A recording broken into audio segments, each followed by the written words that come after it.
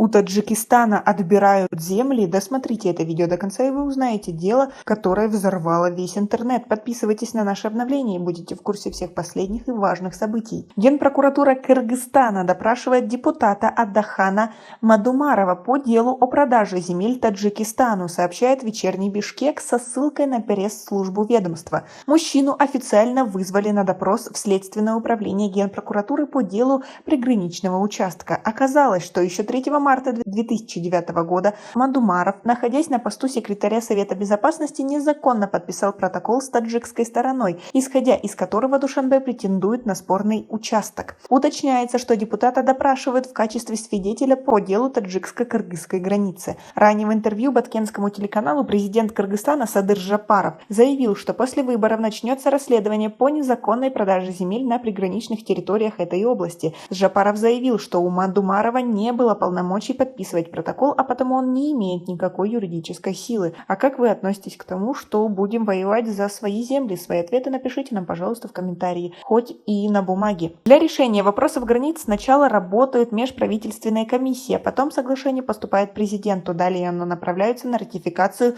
в Жогорку Кенеш, уточнил глава страны. Президент также добавил, что никакая другая структура или лицо не имеет никаких полномочий подписывать подобный документ. Напомним, что приграничный спор между Таджикистаном и Кыргызстаном берет начало еще со времен Советского Союза. Всему виной неделимитированные участки, где невозможно определить, какой стране, Таджикистану или Кыргызстану, принадлежит территория. На сегодняшний день демаркированы только 504 из 970 километров. Страны не могут договориться о судьбе более чем 70 спорных участков. А как вы относитесь к тому, что в Кыргызстане внутри не могут договориться, кто имеет право подписывать, кто не имеет права подписывать, кто имеет право передавать территории, а теперь таджики должны из-за этого еще и страдать? Свои ответы напишите нам, пожалуйста, в комментарии. Как вы ко всему этому относитесь и как вы думаете, где справедливость? Свои ответы напишите нам, пожалуйста, в комментарии. У нас пока на этом все. Оцените наше видео подпиской и лайком. До скорой встречи!